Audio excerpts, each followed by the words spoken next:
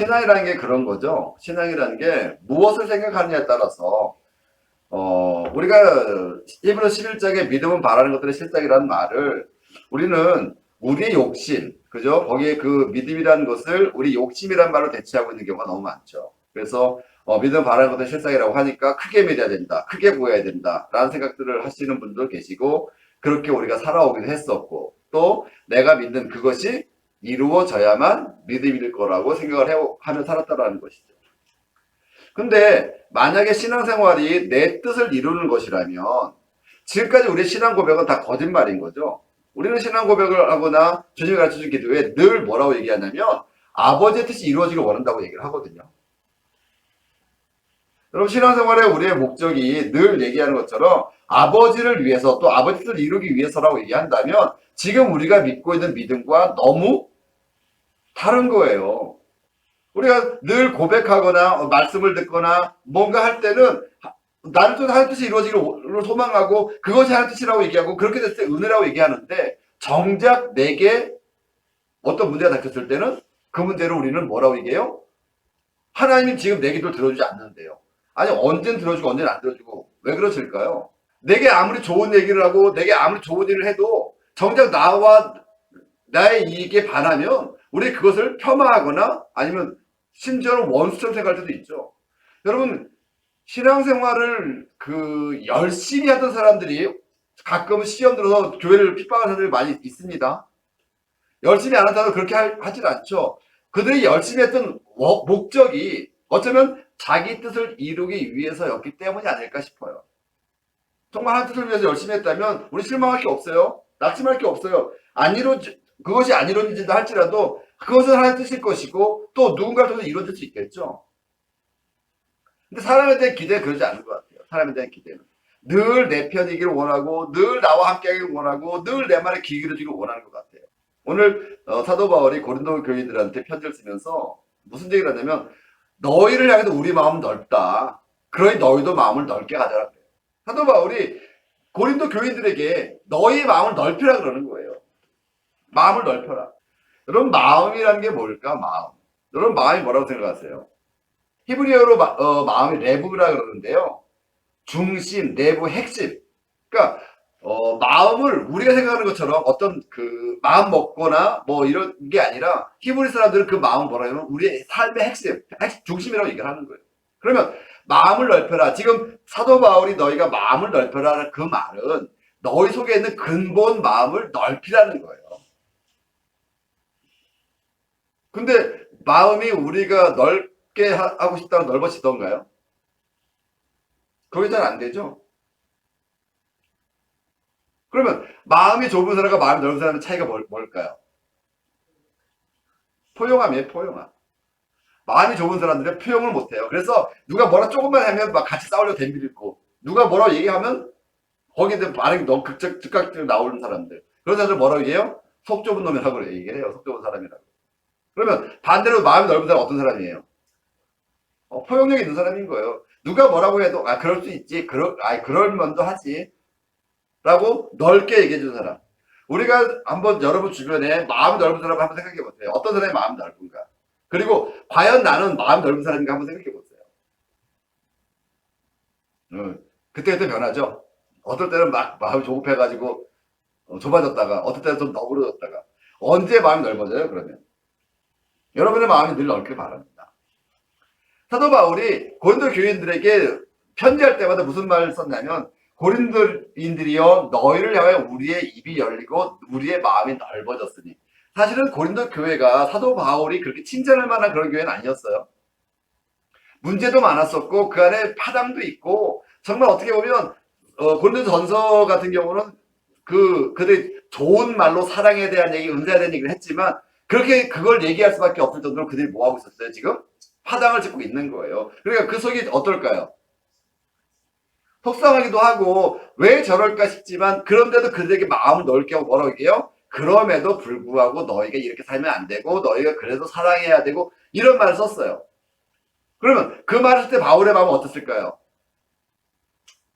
넓었다는 얘기예요. 넓어졌다는 얘기예요. 너희 그럴 수도 있다. 맞아. 살다 보면 그럴 수도 있겠지만, 그래도 우리가 예수 믿는 사람들 아니냐. 그러니, 거기서 우리가 너희를 향해 마음을 넓힌 것처럼, 너희도 서로를 향해서 마음을 넓게 써달라. 라고 하는 내용이 오늘 본문이에요.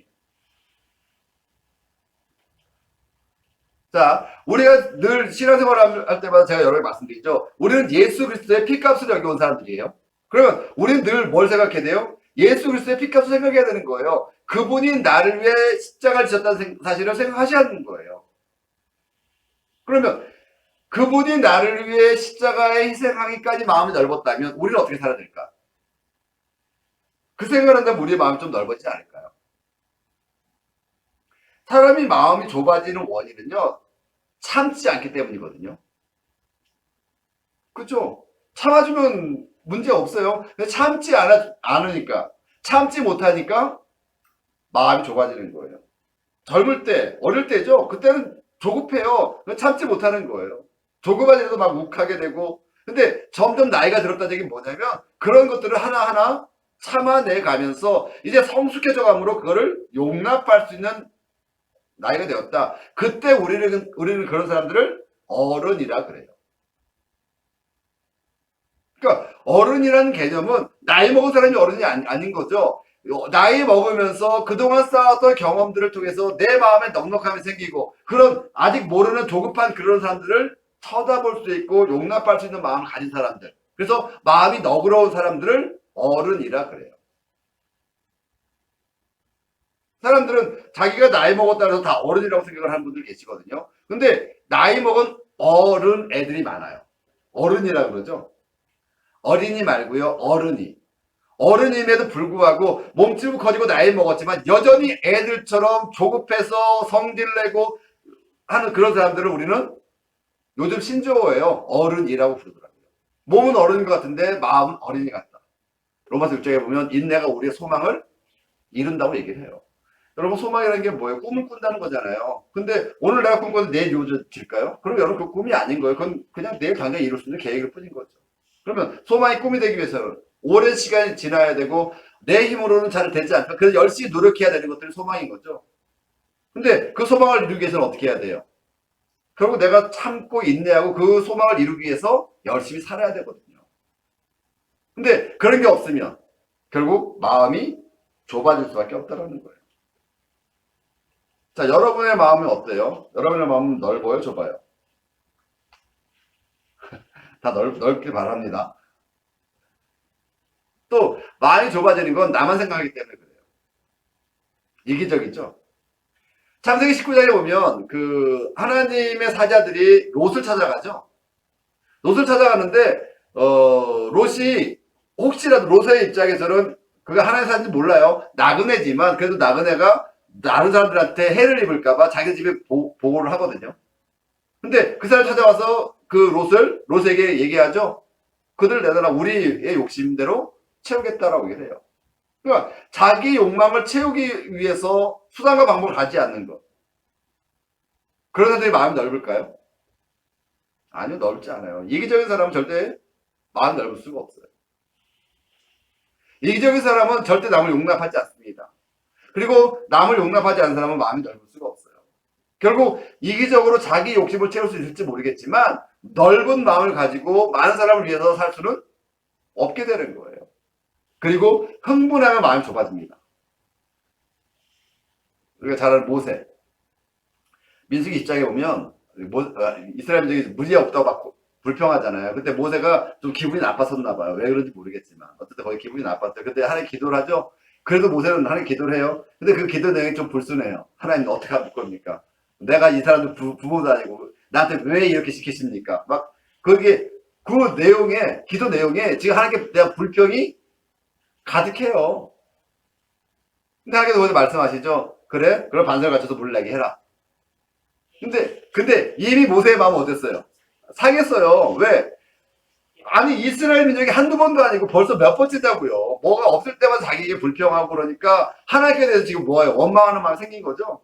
그러니까 하나님 기도하는데 불수는 좀 뭐 곱게는 안 했잖아요. 근데 하나님께서 가르치라고 얘기했는데 그게 잘 안 들린 거죠. 근데 전에 했던 것처럼 그냥 쾅 쳐버렸어요. 물은 났어요. 근데 그 모습을 바라본 우리나 모세 자기의 마음은 어땠을까요? 또 그 시간이 지난 후에 후회스럽죠. 여러분 우리가 조급해지면 후회스러운 일이 생겨요.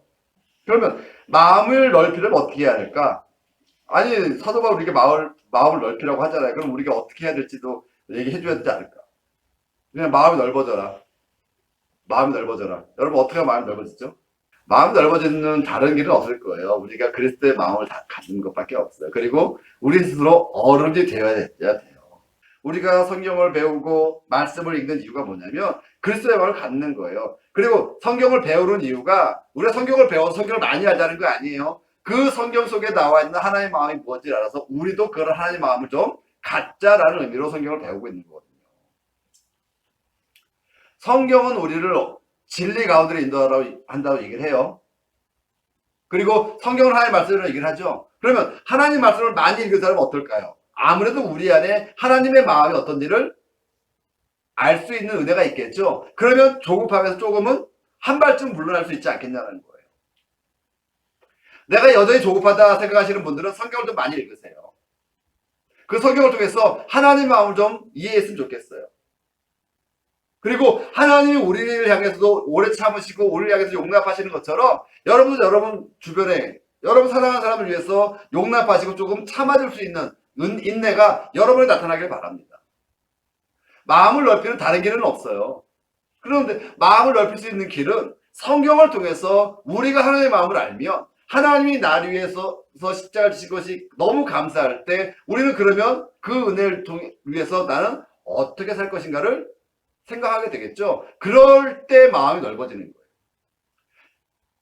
그런데 한꺼번에 넓어지진 않아요. 마음도 그릇 같아서 그냥 한번 확 넓어지는 게 아니라 하나씩 하나씩 경험하는 거예요. 인생은 경험한 만큼 여유가 생겨요. 근데 내가 처음 하는 일은 어떨까요? 그럼 처음 하는 일은요, 아무리 신경 쓰고 해도 실수가 생겨요. 그리고 실수가 생기면 조급해지게 되고요. 근데 그것이 이제 오래돼가지고 익숙해진 사람은, 저는 지금도 칼질 잘 못해요. 칼질할 때는 늘 막 긴장 바짝 하면서 합니다. 근데 우리 어머니 보면요, 안 보고도 하시더라고요. 그냥. 얘기하면서도 하시고. 근데 잘 안 다치세요. 그 이유는 뭐죠? 익숙해지는 거예요. 그러니까 익숙해질 때까지 우리는 어떻게 해요? 조급함 속에서 계속해서 훈련을 해나가야 하는 거예요. 성경 말씀도 마찬가지예요. 성경 말씀을 읽는다고 당장 넓어지지 않아요. 그리고 때로는 그 성경 말씀이 이해되지도 않고 어떨 때는 성경 말씀이 내게 손해가 되는 것 같아가지고 싫을 때도 있어요. 그럼에도 그 말씀을 계속 지키고 그 말씀을 통해서 계속 묵상하다 보면 어느 순간 나도 모르게 조금 넓어져 있는 나를 볼 수 있을 거예요. 그리고 그런 상황을 닥쳤을 때 한 번쯤은 내가 참아낼 수 있는 나를 볼 수 있을 거예요. 그렇게 하나씩 하나씩 우리의 마음은 넓어지는 거거든요. 여러분 사도 바울이 원래 마음이 넓었던 사람인가요? 아니에요. 예수님 만나가지고 아라비아에서 14년 동안 훈련을 받고 와서도 그렇게 마음 넓은 사람은 아니었어요. 아니 넓어지고 있는 중이었던 것 같아요. 마가가 잘못하니까 사도 바울은 마가를 잘라버리죠. 왜냐면 아직까지는 사도 바울도 마음이 넓어지지 않았거든요. 근데 그 뒤에 계속해서 사도 바울이 그 성령의 이끄심 따라서 전도여행을 하고 선교를 하면서 계속 하나님의 마음을 가지다 보니까 마음이 넓어진 거죠. 나중에 마가를 내 아들처럼 여겨요. 그러면 그 마음이 넓어지는 것이 어떤 계기가 있었느냐? 아주 익숙해지고 하나님의 마음을 대해서 계속 묵상했기 때문이라고 저는 생각을 해요. 그래서 복음은 하나님을 향해 마음을 넓게 해주거든요. 우리가 복음을 제대로 알아야 하나님을 향해서 마음이 넓어집니다. 그래서 우리의 기도가 응답되지 않아도 때로는 그냥 그럴 수도 있지라고 생각하고 하나님 앞에 더 감사할 수 있거든요. 우리가 늘 감사합니다, 하나님 은혜입니다 라고 얘기할 때는 우리는 늘 우리가 좋을 때만 그런 얘기를 해요. 근데 복음을 정말 깨닫고 나면 그러지 않을지라도 정말 범사의 감사가 무엇인지를 알게 될 때가 있을 거예요. 또 복음은 사람들을 향해서도 마음이 넓어지게 해요. 여러분 우리가 예수님께서 십자가 달리셨을 때 또 스데반에 돌에 맞았을 때 그때 그분들이 하셨던 말씀이 뭐예요? 하나님 저들을 용서해 주십시오. 저들 아직 모릅니다. 그죠? 우리가 만약에 뭐 2살, 3살 먹은 애가 우리한테 막 돌을 던진다면 여러분 어떨까요? 같이 돌 들고 던져야 되겠죠? 난 돌 던지는데. 근데 우리 그러지 않아요. 왜 그러지 않을까요? 그게 정말 아무것도 모르고 그냥 자기 딸 장난으로 던지는 것 우리는 알기 때문에 그걸 돌 던질 때 우리가 돌을 빼앗거나 아니면 돌을 못 던지게 만들지 같이 돌 던지지는 않는다는 거죠. 그러니까 하나님의 마음을 간다는 게 그런 거거든요. 아직 저들이 하나님을 모르고 아직 저들이 하나님 나라를 모르기 때문에 저런 거니까 우리가 그런 마음에 대해서 너그러운 마음을 가질 수 있게 해주는 게 복음이라는 거죠. 우리가 복음을 들어서 복음을 제대로 알아야만 마음이 넓어져요. 성령이 오셔야 우리의 마음을 넓게 할 수 있는 거예요. 그렇기 때문에 우리의 기도가 이제 바뀌어져야 하는 거죠. 어떻게 바뀌어야 돼요?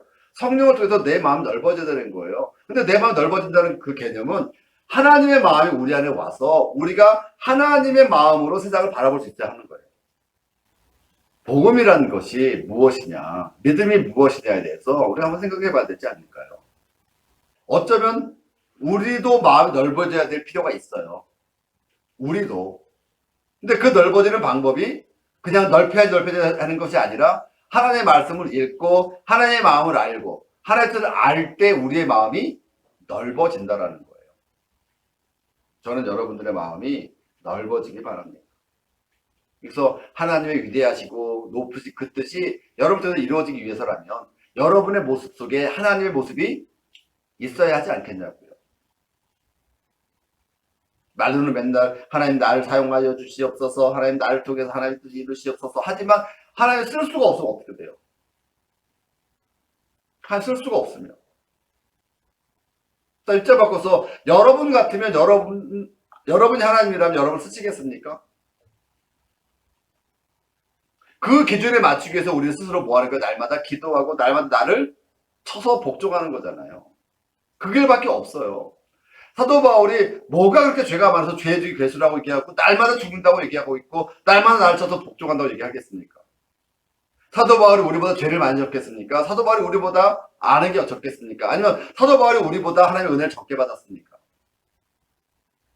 아니에요. 그러면서 그는 날마다 하나님의 은혜를 받을 때마다 더 자기를 쳐서 복종하고 더 자기를 낮추고 더 하나님의 뜻을 이루기 위해 노력했는데 하물며 우리는 어때요 지금? 우리 스스로 하나님 뜻을 살지도 못하면서 세상 때문에 하나님을 욕한다고 같이 싸워요. 누구 때문에 욕하는데? 누구 때문에 욕할까요? 여러분 세상은 우리의 싸움의 대상이 아니에요. 세상은 우리가 구원해야 될 대상인 거예요. 하나님이 아브라함을 부르시고 아브라함에게 너로 인하여 천하 모든 민족이 복을 받게 하리라 하셨던 그 말씀은 오늘 우리에게 하시는 말씀이에요. 너를 통하여 여러분을 통하여 하나님께서 천하 모든 사람이 복을 얻게 하시겠대요. 그러면 먼저 내가 복이 돼야 되겠죠. 나를 만난 누구나 복이 되어야 돼요. 나를 만난 누구든지 복이 되어야 해요. 그게 복음이에요. 복음이 뭐 교회 가서 기도하면 문제 해결된다, 교회 가서 기도하면 잘 된다, 건강해진다. 여러분 그렇게 접근하는 것이 복음이 아니고 우리가 하나님의 마음을 알아서 세상에 하나님 나라를 선포할 수 있고 세상에 하나님 나라를 보여줄 수 있는 그 삶이 결국은 복음인 거예요. 우리가 생각하는 것처럼 우리가 기도하는 것에 문제가 해결돼야 된다고 한다면 사도 바울은 정말 믿음도 없는 사람이죠. 뭐 복음 이 사람 뭐 기도해야 된다고 되기를 했습니까? 맨날 매 맞고 갇히고 병들고 예수는 머리 들 것도 없었대요. 예수의 제자들도 자기 걸 다 버리고 예수를 쫓았대요. 그리고 전승에 하면 그들이 다 순교했대요. 여러분 순교하자고 그들이 기도했겠습니까? 그래도 우리처럼 기도하지 않았겠냐고요. 하나님 복을 주세요. 하나님 평안을 주세요. 하나님 잘되게 해주세요. 기도 안 했겠냐고요. 그럼 그들은 그런 기도 응답을 전혀 못 받은 사람들이잖아요. 그럼 그들은 다 믿음이 잘못된 사람들 아니냐고요. 지금 우리 기준이라면. 네, 하나님 우리에게 원하시는 것은 우리가 잘 되는 것이 아니라 우리가 기도를 통해 하나님의 마음을 알고 세상에 하나님 나라를 선포할 수 있는 하나님의 백성이 되기를 소망한다는 사실을 여러분 아시기 바라요. 그러니까 우리가 하나님에 대한 믿음도 있지만 하나님 우리에 대한 믿음도 있는 거예요. 우리에 대한 믿음. 우리가 어떤 믿음이 있어요? 우리가 하나님 뜻을 알아서 하나님 뜻대로 세상을 살 거를 믿고 계신다는 거죠. 그러면 우리의 믿음에 하나님께서 응답하셔야 되는 것처럼 하나님의 믿음에 우리도 응답해야 한다는 거예요. 그래서 여러분 마음이 넓어지길 바랍니다. 그냥 말로 넓어져라가 아니라 어떻게 하면 넓어질 것인가에 대해서 더 생각해 보시고 답은 예수 외에는 없는 것 같아요. 그리고 그 예수님의 답이 바로 성경에 있죠. 그러니까 우리가 성경을 읽어야 될 이유는 바로 거기 있는 거예요.